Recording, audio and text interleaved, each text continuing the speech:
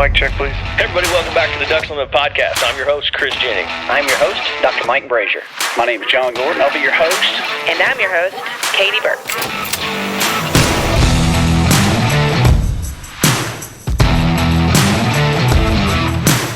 Welcome to the Ducks Unlimited podcast, the only podcast about all things waterfowl. From hunting insights to science-based discussions about ducks, geese, and issues affecting waterfowl and wetlands conservation in North America.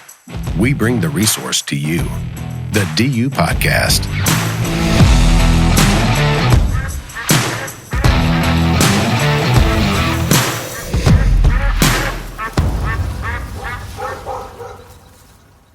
We're joining you on this episode again from Ducks Unlimited's 85th National Convention in New Orleans, Louisiana. We took the opportunity to record several episodes while we were down here connecting with some of the people that are involved in the organization. And on this episode, I'm happy to welcome Mike Benge and Pattie Kempka to us, to the podcast. And for the introductions of each of these individuals, I'm going to turn it over to them. Mike, I'm going to start with you. Tell us who you are and your association and involvement with Ducks Unlimited. Oh, I'm Mike Benge. I am born and raised here in New Orleans. I am the 85th Ducks Unlimited National Convention Chairman, which is really just a title role. Pattie and her staff do all the work. So, and I'm also the newly elected Senior Vice President of Development. I'm a past state chairman from Louisiana, and I am still active on my local New Orleans committees. So I put on the sponsor events. So I've been doing a lot of banquets and fundraising for DU for a long time. So, and that's where I am right now for this particular day. Care to share how many years you've been involved with Ducks Unlimited? I went to my first DU banquet in 1972. That makes me a 50-year DU member. I joined the New Orleans Committee in 1978. Wow. I won't tell you if I was born in 1972. I've got a feeling you were not. And maybe not even Pattie, Oh, I was. Okay. Yeah, I got a grandchild too. And Pattie, introduce yourself to our audience and what you do for Ducks Unlimited. Thank you. My name is Pattie Kempka, and I'm the Senior Director of National Meetings and Conferences for Ducks Unlimited. So I'm a staff member here at DU. And you're underselling what you do for the organization and everything. So tell us what that entails. I'm kind of like the utility player. I put on all meetings. Our team does. So we do everything from committee meetings, board meetings, meetings with Wetlands America Trust, and to our national convention, which is our biggest gathering of volunteers. And that's where we are here. We're on the final day of our 85th National Convention. It's been a great week. We wanted to take this opportunity to give our listeners, our members, a slice of what this week is about, but also from a sort of a larger altitude, what national conventions are, how long they've been around, why we do them, why they're important to the organization, why they're important to our members, to our volunteers. Mike, I want to direct this first question to you. You've been involved in these for a number of years. For those that haven't attended National Convention that may not be familiar with it, why do we do these? What's their significance within the organization, both kind of business, legal-wise, but then also to our members and volunteers? That's a great question and a great point. Our bylaws require that we have an annual meeting, that we have an annual gathering of state trustees and delegates to certify and approve the business of Ducks Unlimited. Most of the business is conducted by the board of directors and takes place at the different board meetings and committee meetings throughout the year. And so we come together to ratify those actions, to hear reports again, and it's really great reports. But business-wise, we have to have elections, and we have to certify the business of the organization. That is the main focus.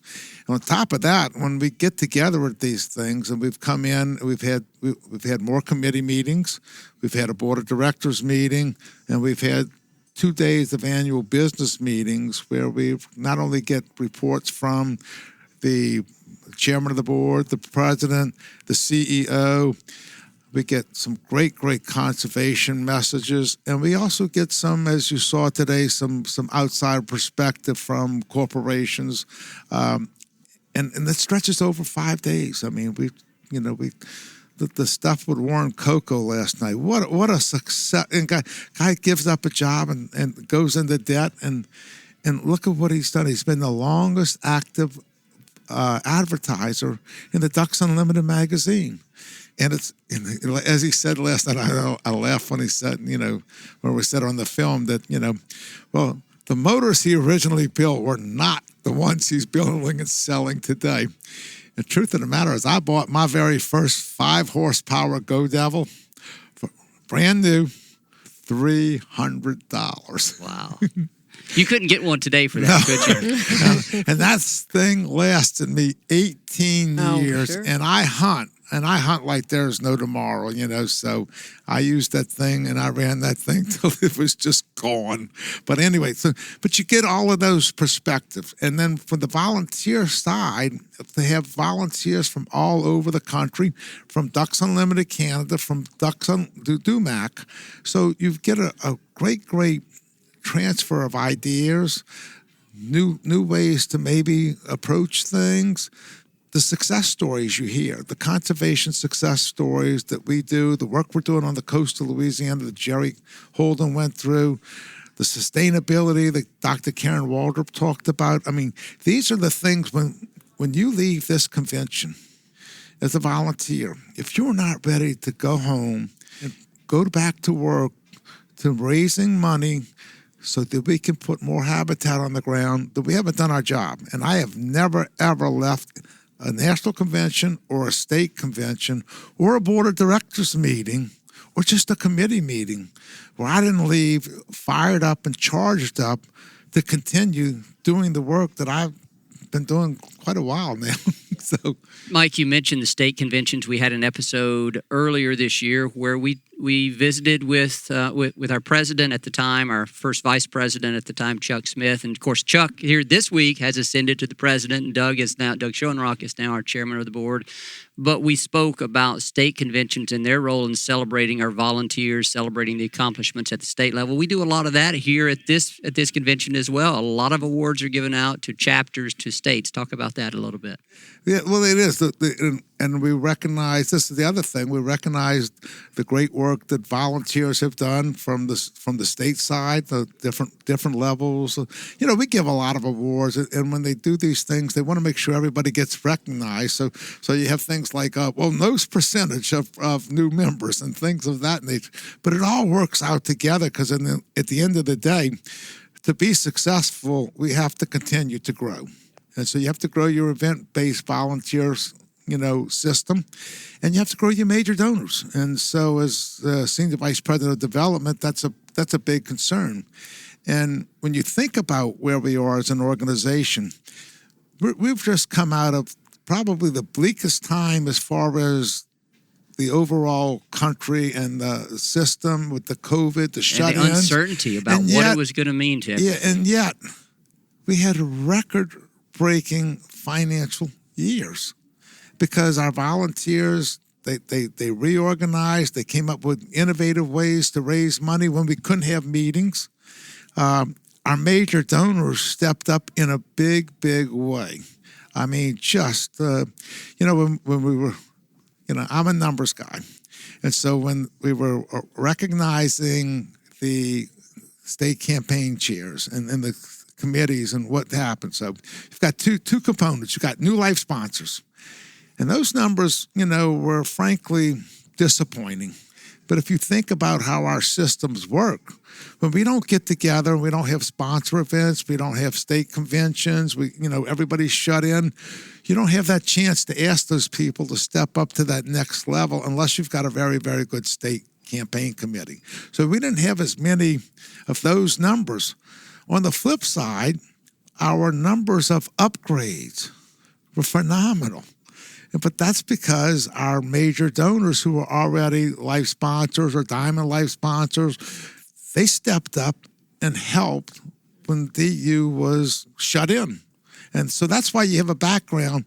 And so, I was sitting there and I was looking at it, and then I did send a text message to Bob Dew and Aaron Brown, who are my 2 Louisiana DODs, and Amber Morrow, who is our state campaign chairman. I said, guys, but the way these numbers are, we are going to have such an easy time going back to number 1. It's going to be like hunting ducks over a beta pond. Not that I've ever done that. You've just been told. But it's going to be, I'm so excited, and then I met with the guys from Wisconsin a couple of weeks ago, and they were here. Minnesota was well represented, the major donors. So from my point, as I'm looking at it, I may be looking at things differently than everybody in the audience, but I'm looking at the whole overall picture, and I'm looking at what is the potential for us for next year. What are we going to look like next year? And we've changed the calendar around a little bit as far as how we're working, but I just see great things in the future. So I'm here, and I'm charged up again. You're a little bit excited with the opportunities that are there. And I know, when you see the videos and the work we're doing on the prairie, and look, what we do is science based. And when Dr. Steve Adair is getting up there and he's charting the snowfall, and you're a waterfowl biologist by trade. So you and I talked about this in Louisiana at the state convention. It's not going to happen overnight, right? But we've been in a dry spell. And so that's been an effect on the duck migration. People here in Louisiana think Missouri's got all the ducks. They've been down the past few years. And my good friend Jeff Churin, who was senior vice president of CPC under Peter Coors, he's coming down here looking for the ducks too, because he doesn't have any in Missouri. Yeah. So we'll come back to this week and some of the things that we've experienced, some of the fun times we've had here a bit later on. Patty, these national conventions don't just happen. It takes a tremendous amount of time, a tremendous amount of work, coordination. You spearhead every bit of that. And so talk about that, generally speaking, and you can use this convention as an example, but of course it's going to be a little different because of all the challenges that led up to it. But what goes into planning for a national convention, and then how exciting is it to know that we made this one finally happen? There was a lot of planning on this one. We started last year. We were in May of last year, and COVID numbers were relatively high at that time. And we had the opportunity to push it to September, which sounded like a great opportunity. And about 10 days before we were supposed to arrive, the hurricane did hit. So, and it did close down the French Quarter in New Orleans, a lot of closures here. Even though it wasn't huge in damage, right, there was a lot of effect with the wind and the rain. Generally, what we do is a year out before the convention happens, we sit down and we look, what story can we weave in this city, in this area, in this region that we're going to? That's exactly what we did here. You look at your partners in the area like Tabasco and Warren Cocoa and everybody else who rather outdoors. I mean, there are so many of our DU friends who are in this region, and you look at the stories you can tell on our conservation mission in this area and what we do for the coast and the erosion of Louisiana.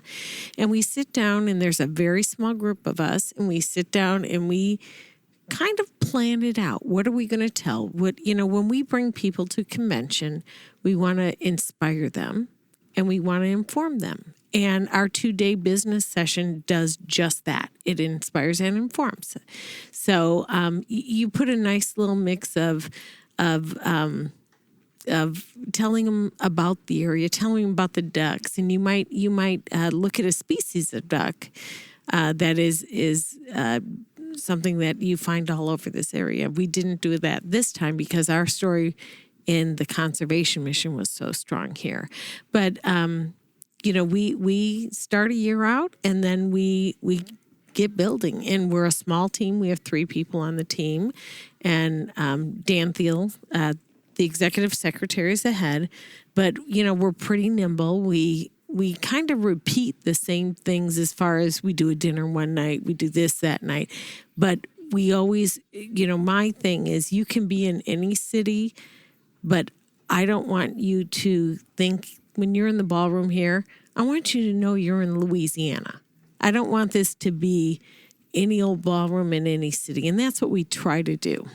So this year in particular, this is the first time that we've had a national convention in 3 years? The pandemic caused a cancellation. Since Hawaii, which would have been 2019. And that was a good one. That was a lot of fun. That was very good. That was outstanding. That was, we talked earlier about some of the old surveys I've seen and DU surveying where we've been, where would you like to go back? Where would you like to go that we haven't been? They've asked that in the past, and but the last time that I was on that task force, that Alaska was number 1, Hawaii was number 2, New Orleans was number 3, and we went back to Hawaii, and I thought we would never do that after the last time because of the participation the very first time, because it's so hard to get there. It's expensive. And Pattie can talk about the logistics on how she tries to plan these so people can afford to go. But the attendance was excellent in Hawaii. And the one neat thing about Hawaii is 33% of the people who came, a third of the people who came to Hawaii were first-time convention attendees, which is amazing. It is. And I'll tell you, if you come to one DU convention, you're going to get hooked. And a lot of these folks come year after year. We say they'll follow us anywhere. So one of the things that I wanted to have you talk about is, I think what you're hinting at there, when people come to these things, they have so much fun. One of the reasons they have so much fun is it's a tremendous family reunion. I could feel it the moment I walked in. I see the people I know. I see the Ducks Unlimited logos on every shirt that people are wearing. Talk about that. What does it mean to you as a staff member to see that? And then Mike as a volunteer, knowing we're around our family. It's a huge family reunion. Yeah, absolutely. And I'll tell you, when the attendees start, we get there a little bit earlier and we set up and do our thing. But when the attendees start to come, I couldn't get the smile off my face because I saw people that I don't normally see. I see our board members and I see people who are committee members, but those people who are attendees that just come to our national convention year after year after year. And it was wonderful. And to have an opportunity to gather, either in hospitality in the evenings or in our gathering center around merchandise, was a great way to spend a day and just to catch up with people who you haven't seen in a long time. I've talked to several people while I was here that I think it was their first national convention. They were blown away. There are people that have invested in conservation organizations of other types throughout their career, and they were saying there's just something different about this. There's something different about the family atmosphere that they feel. I think it has to do, at least to some extent, with the migratory nature of the birds that we're conserving, because the birds literally do, through their biological annual cycle, connect people and landscapes from the Arctic Circle all the way down to the Yucatan Peninsula and farther down. Mike, do you think there's something to that? I definitely think that. And the other thing I think, we went to Hawaii. I had most of my family there. My immediate family, my 2 daughters, almost 2 of the grandchildren. We didn't take the 2 youngest grandchildren simply because we wanted to, there's a lot of expense, and they wouldn't have enjoyed it. But the 2 older ones had a ball, and I smile about that because through the years we've taken the kids with us to. My 2 daughters went to San Antonio. That's right after Joan got elected, So that was the big thing, And the paper here said, we're going duck hunting in San Antonio. No, we weren't going duck hunting. We were going to the Ducks Unlimited National Convention. But Bartell's family, they've got about 12 here, 12 here this year, So it's a family affair, and you can do it. And a lot of people do plan, their vacations around the national convention. It's a little expensive in terms, if you think of it, it's $450. But if you think in terms of what you get for $450, I mean, you've had 3 meals, at Three dinner dinners, in yeah. New Orleans. We had Bloody Marys and beignets at break Oh, this we morning. did, yeah. And a couple Everybody was blown away by that. I had Bloody Marys at my state convention in 05. And I hope that's not an omen because that was not such a good year after that. No. But we had Bloody Marys before the meeting. We had, and to get up with instead of coffee and donuts, we had Bloody Marys out there. And hospitality Screwed suite up. every night. There's Yeah. so Every many night. things that go on. There's so many opportunities to interact with people and to learn about the people that share your passion, our passion for this conservation mission. I do want to talk about this week in particular. It was spectacular. This was my first national convention. I thought it was So spectacular. your first time It was yeah, that's right. I was first timer. I've been to DU events before, but of course never a national convention. And this is one that I didn't want to miss because having lived in Louisiana for 13 years, I knew I would see a lot of the people that we came to know and love being around for this mission. And I don't have any regrets. I'm so glad that I was able to be here. Talk about some of the highlights of this week, Mike. I know you put a lot into this as sort of the local organizing, the chair of the local organizing committee. Talk about some of the events that we had and how pleased were you with how they unfolded. Start with this. Let me just say this about the convention. I had very high expectations for this convention. We far exceeded those expectations. We threw out having a redfish tournament, and we called it a redfish tournament, and it was really just a chance to get people out. And we were thinking maybe 80 people. We'd be lucky if we got 80 people to come in early and go fishing. We actually had 95 anglers paid for. We had 24 licensed captains to take out. Well, it only turned out to be 94 people that went out because my buddy J.O. went, I'm going to get this on tape here. Please do. He kind of missed his wake-up call. Yes, he Oh, did. no, I didn't know that. Oh, yeah, he did. So, but, even still, to get 94 people out of this hotel at 4:45 on a Tuesday morning, coffee, donuts, get them down to Shell Beach, get them off, get them on boats where we've already got drinks waiting for them with the captains to take them out, get them back, get the fish clean, get everybody fed, and out of Shell Beach before the rain happens, and not lose anybody. No. As I was told not to lose anybody. Nope. Very important. And we did. And so that was great. That was a great kickoff to the beginning of this week. And then come back on Wednesday. And Wednesday was the opening night with the Roadkill Cook-Off. And when we started talking about the convention in New Orleans, we all knew that we were going to duplicate, or we were going to try and duplicate. And a lot of people said, man, I didn't know how y'all were going to pull this off. I mean, this, it's one thing to do it for 400 people. Yeah. It's another thing to do it for 1,000 people. Right. And so this was going to be our bellwether, was that Wednesday. And I know when I took Pattie out there, very, very first time to Mardi Gras World, and told her this would work. And she stood out there on that concrete, and that tent was torn. And I could see her looking at me like, I'm not sure Mike's really right in the head. Then as we talked to the people, and since we had so much time, and we did it one time, and then we had to cancel, and then they were struggling with COVID too. I mean, they wanted us bad. Yeah. Yes, they did. And they were much more willing to work with us than which helped make it all work together. Oh yeah, because you're bringing your food and beverage into their spot, and just Mike did a great job. And how many volunteers did you have for the fishing tournament? About 20. 20 volunteers. And then you had some staff members that showed up. Sure. My RDs and my DOD were out there, and then we had Karen and Jim shepherding. Yeah, which I'm sure they didn't do very well. But they got them all there. They got them all back. There you go. But if you can imagine getting that many people up in the morning out of the hotel by 5 a.m. on a bus, having their fish frozen, it's sitting in the freezers at the hotel, and when they check out tomorrow, and some have already gotten theirs today, but when they check out tomorrow, they'll have their fish to take home with them. And then we had the Roadkill Cook-Off Wednesday night. And that was pretty good, wasn't it? That was the bellwether. That was the official start. I mean, the people came in early.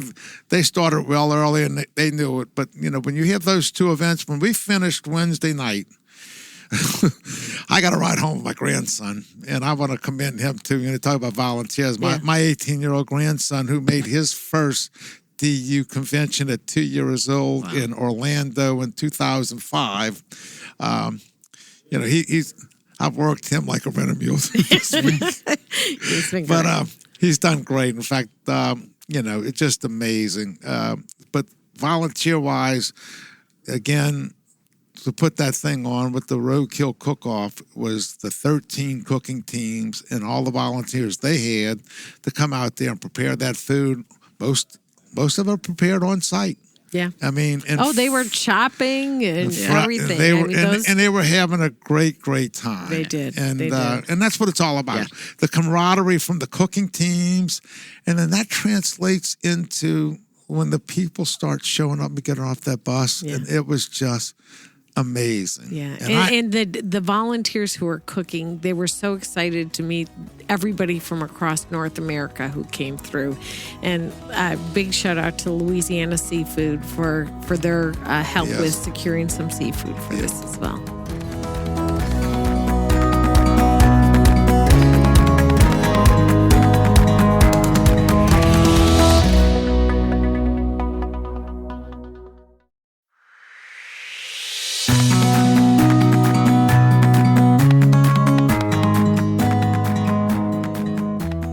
Throughout the week, we also had an opportunity for attendees to enroll in and go on various tours. I was a staff liaison on a couple of those tours, a swamp tour, a gumbo cooking, instructional kind of workshop, which was fantastic, by the way. That was the best tour. Taught you how to make a roux, huh? Best tour assignment ever, I was telling people. And I think there's some walking tours today, some antique tours. There was a behind-the-scenes music tour at Preservation Hall, I think, which I heard rave reviews about. So y'all did a fantastic job giving people many opportunities to see the city, explore the sights and sounds of this great city. What are some of the other things? Tonight is the final. It's the final blow off, the gala, where we will tell us what's going to be going on there tonight. I don't really. We're gonna eat. We're gonna eat some more food. All the things that I was responsible for have happened. This is now David Schuessler and Dan Thiel's baby. Right. So what we're gonna do is we're gonna have a lovely dinner for 1,000 people and a live auction, and we have about 30 items on that live auction. One thing I'd love some very unique items. One thing I'd like to talk about is Louisiana carvers, who are a big part of this convention. And we wanted to, like I said, bring Louisiana into this hotel and make this something really special. Carving is a tradition in this area, wonderful carvers from this area. So we worked with Cal Kingsmill, one of the carvers, and he recruited a couple of friends. So we thought originally we'd have maybe 4 or 5. 4 or 5, and we'd make a nice rig. Well, we had 18. Wow. And we have... Thanks to Robert Walker, volunteer. Robert and Cal were just phenomenal. They teamed up and they got all these carvers to donate pairs to us. And we have a decorative rig, we have a working rig, and we have 3 standalone decoys, Jeff Bernay and a couple other ones. He's got his, he told me that was the last competition bird he did. And I saw some of his work down there earlier. It was all fantastic. Some of what Jet and I talked about the other night was impressive. I don't think I'd ever seen any of his decoys or realized that I had, but they were phenomenal. I don't think you realized the artist, that the whole Brunet fam, Jet, Jude, and then the dad, Tan was amazing. And I'll just mention my friend Brian. Brian Sheremy is a local guy down there, but he had a lot to do with the underwriting some of this carving stuff. He did, and we had a beautiful display up there, and the carvers were with us. Some displayed every night at convention, others would come and go.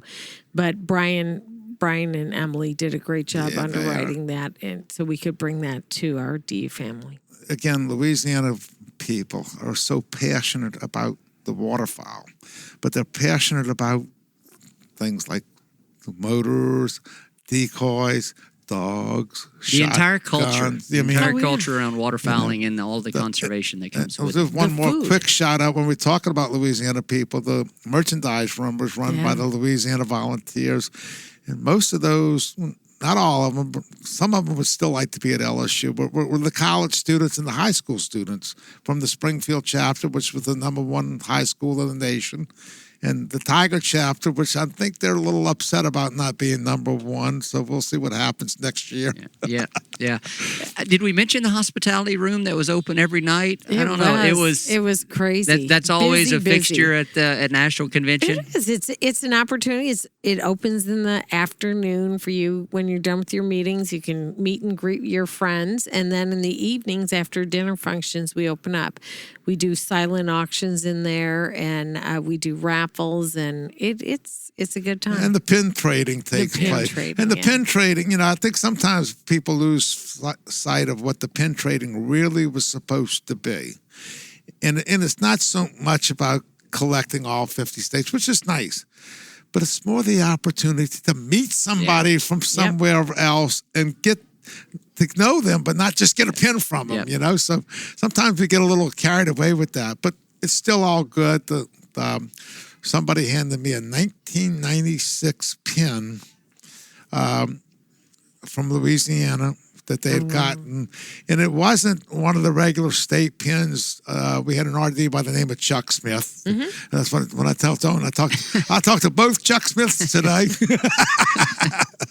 and but his wife Sarah used to do like about 50 little specialty pins. So this was like a little board with an alligator biting it, a little green alligator. So I had it up in the room, and I thought maybe it was Beto's. Well, Beto would know about this because Beto was state chairman in 1995 and 1996. So and that's what. That was probably.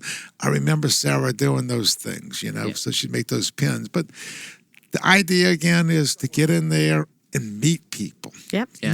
It's not so much to get in there and get drunk, but I'm sure we have a few people that do that. You find here's what you find. The very first night, I guess that was after the roadkill cook-off. Sure. Yeah. Wednesday night.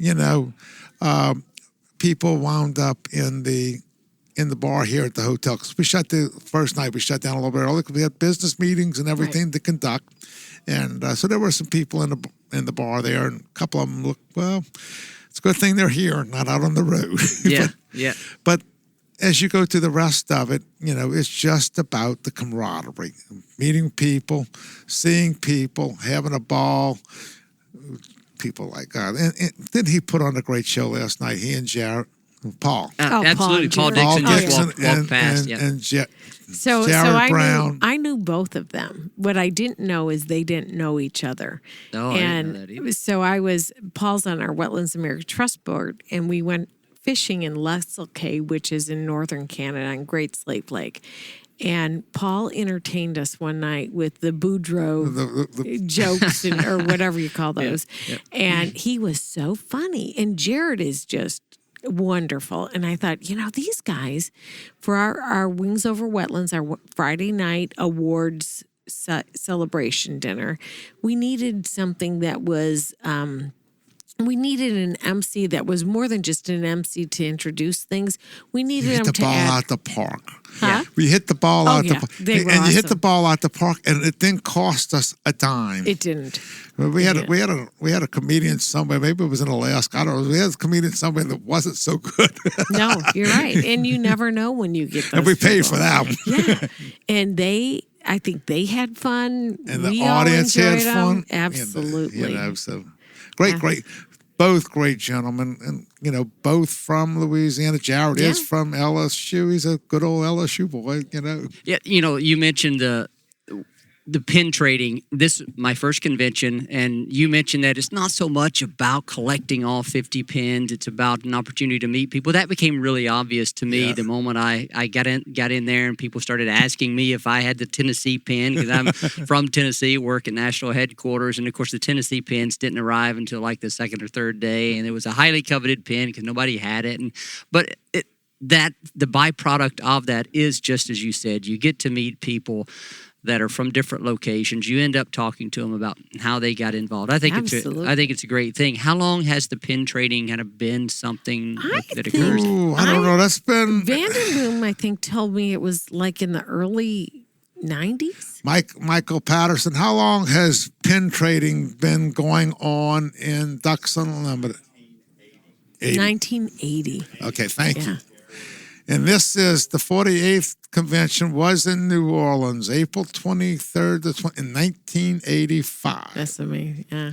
Michael Patterson is walking by. We're kind of out here in the open in a hallway, and we've had several people walking by. And this is a great opportunity for this type of just sort of instantaneous additional information. So thank you for the bit of history there. But you know what's the greatest thing about the pins? I don't know if you've seen the staff at the hotel. They have started collecting them. So our volunteers, become friends with the staff, and then they encourage them to wear their state pin. And there's a few staff members who have all but Hawaii on there. Hawaii's always a tough one to get, but I know the DOD that's responsible for Hawaii too. There you go. You got the inside track, right? Let's talk a little bit about next year, where we're going to go from New Orleans. We've already selected the location for 2023. It will be our 86th anniversary. Patty, talk a little about that. Well, we will be in Las Vegas. So we're very excited. It's been a long time since we've been in Las Vegas, Nevada. And it's May 31st through June 3rd. Planning will start as soon as this is done. You don't get much time to rest, do you? No, Take about a week off, don't you? I will take a week off. Will you go out to Houston and be a grandmother? I may do that. I may go and hold that grandbaby. So, but yeah, and let my feet rest for a few days too. But really excited. There's so much to see and do there. We had a little introduction to Las Vegas today on the stage at the business session, which was fun. I think we had an Elvis impersonator as well, right? Yes, by the way, he was from Louisiana too. Yeah.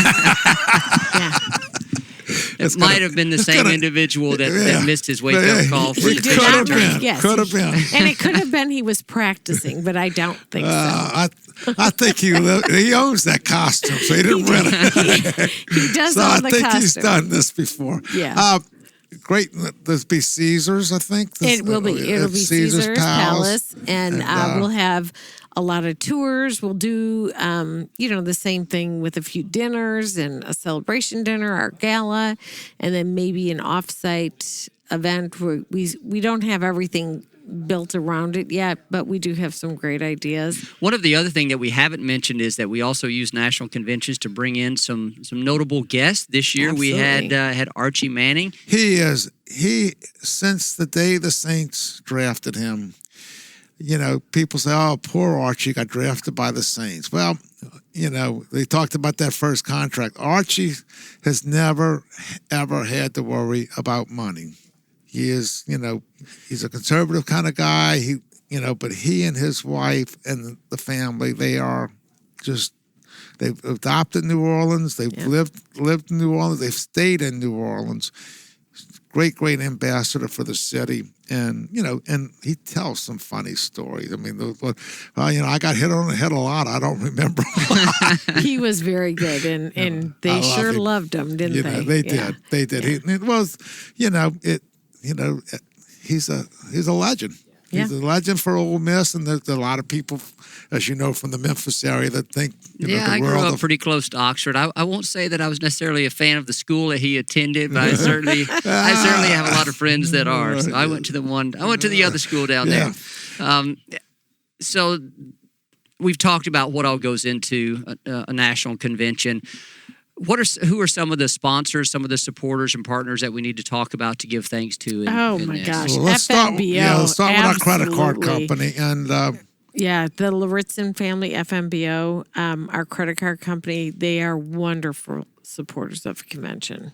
And the Rather Outdoors sponsored the fishing tournament. Tabasco did the roadkill cook-off and LAC, Louisiana seafood. I mean, so, just... The Cheramays did the... Bryant, they helped with the carvers. I mean, to put together these things. We probably have 20 people who have helped us in one way or another. Well, it's been a great week. I want to offer my congratulations to each of you for a tremendously successful week. It was a long time getting to this point, a couple of cancellations, but we finally made it happen. And Mike, as you said, your expectations were high, and we exceeded those. I would have to echo that sentiment. Pattie, tremendous job on your part, all of your staff. It was flawless from my eyes.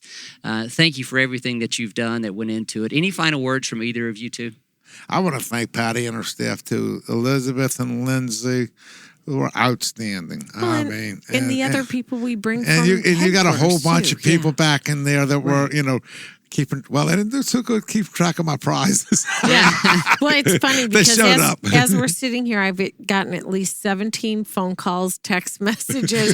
Where are you? What are you doing? Hey, guys. I'll be here in a minute. Busy. I'm just relaxing. It's Being the first time I sat congratulated for down. a successful event. Yeah, and that's a good point. There are staff here that are responsible for a lot of behind-the-scenes stuff, Absolutely. the presentations, the audio, video that goes into all of the different meeting God, rooms. The live and so auction. forth. the people that were behind the stage that nobody saw. Yeah. I know Doug thanked them, but I was sitting back there with Joan and I said, look at all that's going on. This was like an NBC TV production. Well, Or, we have a production company who comes with us, and Graves Production. They've worked with us for over 25 years, and they know us. They know our program, and they were great. Wonderful. They were great. They put together my little speech on the fly on a phone. I said, we can do this. I may go off script just a little bit, and I did. You got to keep them on their toes. Pattie, I know you have emails, text messages, phone calls to return. Mike, I'm sure you have a ton yourself. My next thing is to get ready for the president's reception to make sure 4:30. everybody gets over there. That's right, 4:30. Thank you all again for taking the thank you. time out to thank you for a wonderful week. Thank you for taking time to join us here on the Ducks Unlimited podcast.